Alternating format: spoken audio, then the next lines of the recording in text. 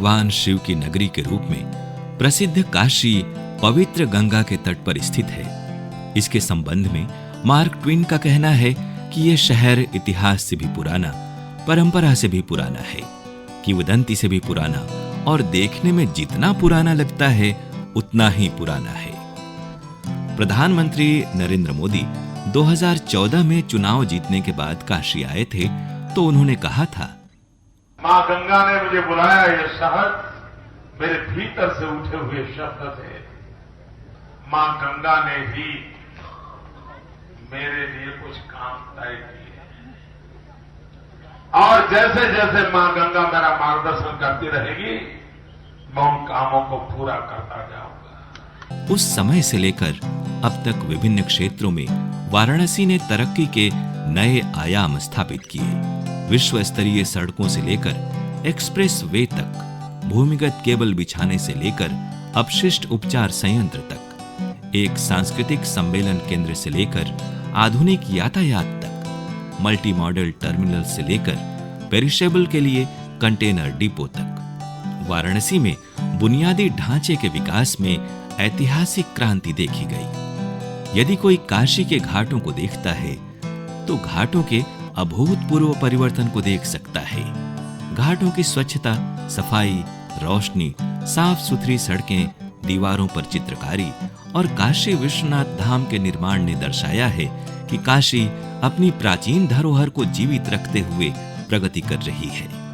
काशी के सभी घाटों 80 से लेकर आदिकेशव घाट तक को एलईडी लाइट से सुसज्जित किया गया है। सायंकाल जब घाटों पर गंगा आरती होती है तो रंग बिरंगे एलईडी की रोशनी में घाटों की सुंदरता में 4 चांद लग जाते हैं और दूर से जगमग दिखता राजघाट का पुल आने वाले पर्यटकों को आकर्षित करता है। शहर में ट्रैफिक व्यवस्था में सुधार के लिए चौराहे पर ट्रैफिक सिग्नल लाइट लगाए गए, जिससे शहर की यातायात व्यवस्था में जबरदस्त सुधार हुआ है। लोगों को जाम से मुक्ति मिल गई है। अन्य जिलों से आने जाने वाले लोगों की आवाजाही सुगम करने के लिए प्रधानमंत्री ने वाराणसी में रिंग रोड का शिलान्यास किया, जिसका प्रथम फेज नवंबर 2018 में बनकर आम लोगों के आवागमन के लिए चालू कर दिया गया है। वाराणसी के लाल बहादुर शास्त्री अंतर्राष्ट्रीय हवाई अड्डे का विस्तारीकरण किया गया। अंतर्राष्ट्रीय मानकों के अनुरूप सुविधाएं उपलब्ध कराई गई हैं। विगत कुछ सालों में यहां कुछ अंतर्राष्ट्रीय फ्लाइट भी चलने लगी है। तीर्थयात्रियों और पर्यटकों को हवाई अड्डे से शहर में सुगमता से लाने के लिए विकसित की गई लगभग 17 किलोमीटर लंबी सड़क को गेटवे ऑफ वाराणसी कहा जाता है। हरे भरे पेड़ों और एलईडी लाइट से सुसज्जित इस चमचमाते रोड पर चलते समय स्मार्ट सिटी की झलक दिखती है। आज जब बाबतपुर से उतर करके कोई यात्री काशी आता है तो सड़कों को देखता है तो पाता है कि विश्व स्तरीय, विश्व की जो सुंदर सड़कें हैं उसमें से एक सड़क बाबतपुर से काशी की है। रिंग रोड परियोजना का फेज 1 कंप्लीट हो गया है। फेज 2 और फेज 3 पर लगातार तेजी से काम चल रहा है। वाराणसी धीरे धीरे स्मार्ट सिटी की रैंकिंग में ऊपर की ओर बढ़ रहा है। इस साल बनारस स्मार्ट सिटी में 7वें पायदान पर है। जिस गति से बनारस में विकास कार्य चल रहा है, बहुत जल्द बनारस प्रथम पायदान पर पहुंच जाएगा। बनारस को स्मार्ट बनाने के लिए लगभग 500-550 करोड़ रुपए से स्मार्ट सिटी की योजना के माध्यम से बनारस में अलग अलग, चाहे वो घाट का हो, चाहे वो पार्कों का हो, तालाब का हो, स्कूलों का हो और बनारस में 4 बड़े बड़े पार्किंग स्थल हो, इस प्रकार स्मार्ट सिटी से ये पूरा कराया गया है। स्मार्ट सिटी की परिकल्पना को मूर्त रूप प्रदान करने के लिए यहाँ एक इंटीग्रेटेड कमांड कंट्रोल सेंटर बनाया गया है, जहाँ से जिले के उच्चाधिकारी प्रतिदिन निरीक्षण करते रहते हैं। कोरोना महामारी के इस दौर में इस सेंटर को कोविड-19 वार रूम के रूप में प्रयोग किया जा रहा है।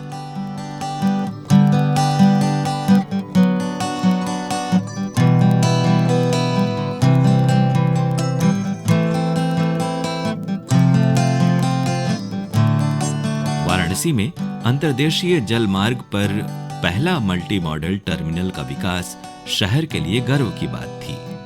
रामनगर में बना ये मल्टी मॉडल टर्मिनल वाराणसी से हल्दिया के 1390 किलोमीटर जलमार्ग को जोड़ता है। इस परियोजना के शुरू होने के बाद से जलमार्गों को नया जीवन देने का प्रधानमंत्री का सपना साकार होता नजर आ रहा है। हमारे देश की जो पानी से भरी हुई नदियां हैं, उसमें यातायात करके कम खर्चे में माल ढोने का पूरा अभियान चले और उसी के तहत कार्गो ले जाने के लिए पूरी व्यवस्था विकसित हो रही है। यहां से जहाज चलेंगे, हजारों टन माल उठा करके ले जाने वाले जहाज चलेंगे। प्रधानमंत्री नरेंद्र मोदी की दूरदृष्टि वाराणसी को कैंसर के इलाज के केंद्र के रूप में विकसित करने के लिए है। इसीलिए उन्होंने लहरतारा कैंसर अस्पताल का विस्तारीकरण करवाया और बीएचयू की कैंसर अस्पताल की आधारशिला रखी। पूर्वांचल के लोगों को अत्याधुनिक चिकित्सा सुविधाएं उपलब्ध कराने के उद्देश्य से प्रधानमंत्री ने बीएचयू को एम्स स्तर की चिकित्सकीय सुविधाओं से लैस कर दिया। माननीय मोदी जी जब आए तो उन्होंने अलग अलग पैसा दे करके बनारस में लगभग 65 करोड़ रुपया दिया। बीएचयू के अंदर 100 बेड का मैटरनिटी के लिए महिलाओं के लिए बनाया वहाँ पर अस्पताल। फिर लगभग 107 करोड़ रुपये दे करके आईसी बनाया। लगभग 60 करोड़ रुपये दे करके वहाँ पर आवासीय भवन बनाया। लगभग 200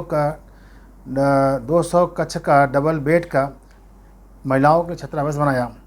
काशी विश्वनाथ कॉरिडोर का निर्माण शिव के लाखों भक्तों के लिए एक वरदान की भांति है, जो मंदिर और गंगा के बीच विकसित किया जा रहा है। काशी विश्वनाथ कॉरिडोर परियोजना के लिए जब मंदिर के आसपास की इमारतों को विस्थापित किया गया, तो इसमें कई अत्यंत प्राचीन मंदिर अस्तित्व में आए। परियोजना के पूरा होने से विश्वनाथ मंदिर परिसर को नया रूप और नया स्थान मिलेगा। कॉरिडोर निर्माण के बाद यहां आने वाले शिव भक्त गंगा स्नान करके सीधे बाबा के दरबार में पहुंच सकेंगे।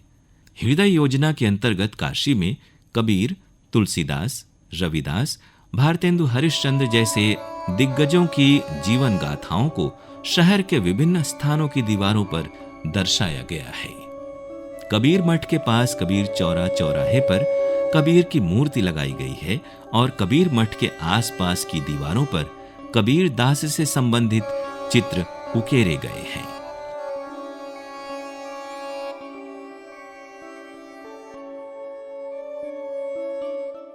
संगीत घराने के जो जहाँ रहते हैं पिपलानी में, संगीत घरानों में हेरिटेज वार्ड, उनके प्रतिष्ठा के अनुरूप गलियों का निर्माण, यह काम आदरणीय प्रधानमंत्री जी ने करवाया। काशी नगरी में 186 करोड़ की लागत से रुद्राक्ष कन्वेंशन सेंटर आकार लेने लगा है। ये भारत और जापान के बीच दोस्ती का प्रतीक होगा। प्रधानमंत्री मोदी ने वाराणसी और उसके आसपास के बुनकरों, कारीगरों के लाभ के लिए व्यापार सुविधा केंद्र और शिल्प संग्रहालय के रूप में दीनदयाल हस्तकला संकुल का निर्माण करवाया। ये कारीगरों और बुनकरों को अंतर्राष्ट्रीय स्तर पर अपने उत्पादों को प्रदर्शित करने में मदद करता है।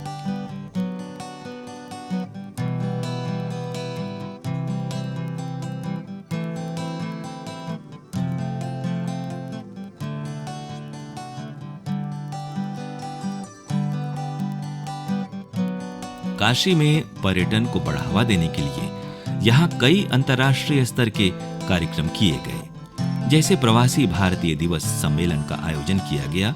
21 जनवरी से 23 जनवरी 2019 के बीच आयोजित इस कार्यक्रम ने प्रवासी भारतीयों की भारत के प्रति सोच, भावना की अभिव्यक्ति और देशवासियों के साथ सकारात्मक बातचीत के लिए एक मंच उपलब्ध कराया।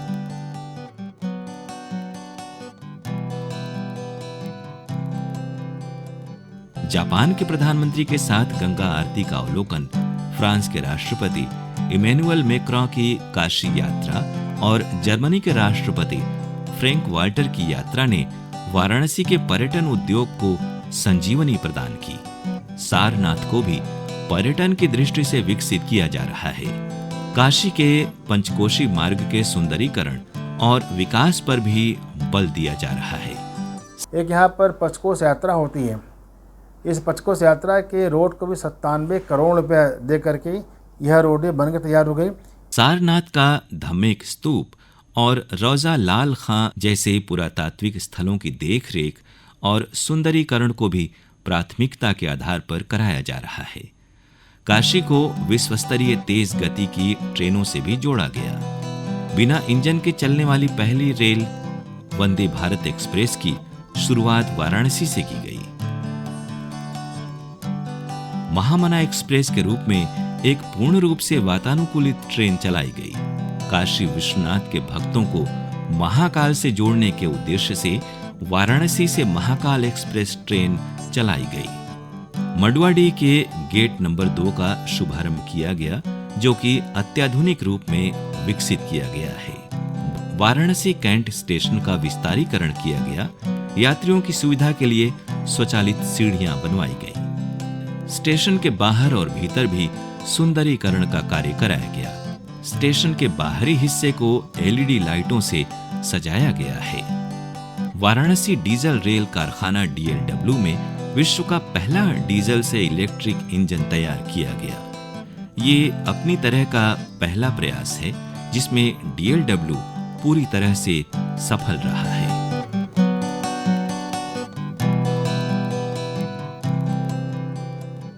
प्रधानमंत्री द्वारा गोद लिए गए गांव जयापुर को मॉडल गांव के रूप में विकसित किया गया। यहाँ सोलर पावर लाइट, इज्जत घर, पक्की सड़क, नंदगांव और अति निर्धन परिवारों के लिए अटल नगर का निर्माण किया गया।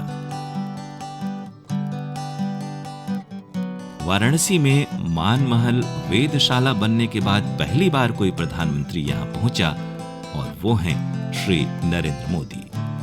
यहीं पर प्रधानमंत्री ने एक वर्चुअल रियलिटी म्यूजियम का लोकार्पण किया। लगभग 11 करोड़ की लागत से बने वर्चुअल इस म्यूजियम में काशी की धर्म, कला और संस्कृति का आप अच्छी तरह से आभास कर सकते हैं। म्यूजियम में जाते ही एक नजर में पूरी काशी का संक्षिप्त परिचय मिलेगा। म्यूजियम के अंदर स्थित एक मंदिर की घंटी को छूते ही घंटे की आवाज और शिवलिंग पर पुष्प वर्षा नजर आएगी। यह म्यूजियम काशी की शान में 4 चांद लगा रहा है। वहीं प्रधानमंत्री नरेंद्र मोदी के यहां आने के बाद लोग काफी संख्या में म्यूजियम पहुंच रहे हैं। इस म्यूजियम में पहुंचकर आप कुछ भी छू नहीं सकते, लेकिन महसूस कर सकते हैं। यहां आपको काशी के बारे में बहुत कुछ जानने को मिलेगा। काशी की स्वच्छता के प्रति प्रधानमंत्री गंभीर हैं। वाराणसी के ही 80 घाट से स्वच्छता मिशन की उन्होंने शुरुआत की थी। आज काशी के सभी घाट स्वच्छ और सुंदर दिखते हैं। रात को एलईडी लाइटों से सुसज्जित घाट का दृश्य अद्भुत दिखता है।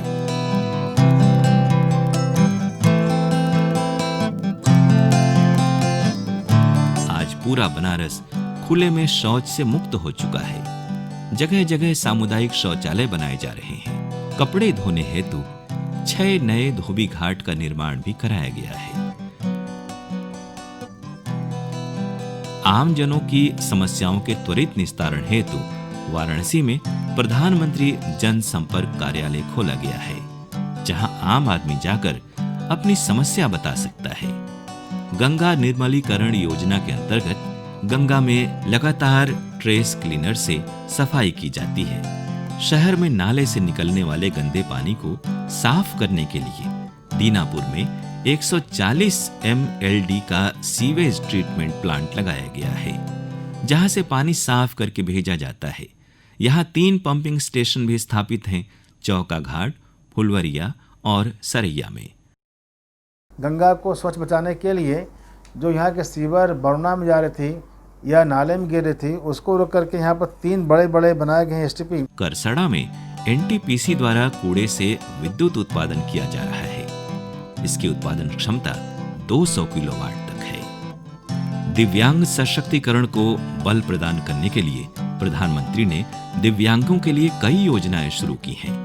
वाराणसी में 1000 गरीब रिक्शा चालकों को ई रिक्शा प्रदान किया गया। बनारस के तालाबों का जीर्णोद्धार और पार्कों के सुंदरीकरण पर भी ध्यान दिया जा रहा है।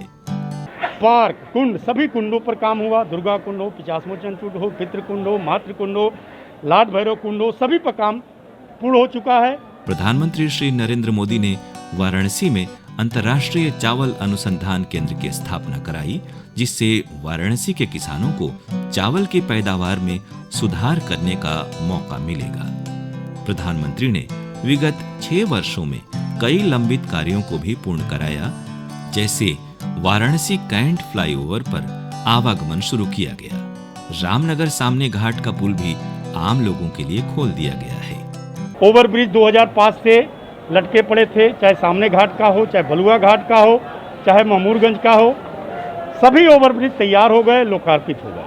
काशी विश्वनाथ धाम की नींव रखते समय प्रधानमंत्री ने कहा था, जब मैं 2014 में चुनाव के लिए आया था तो लगा था कि मुझे बुलाया गया है।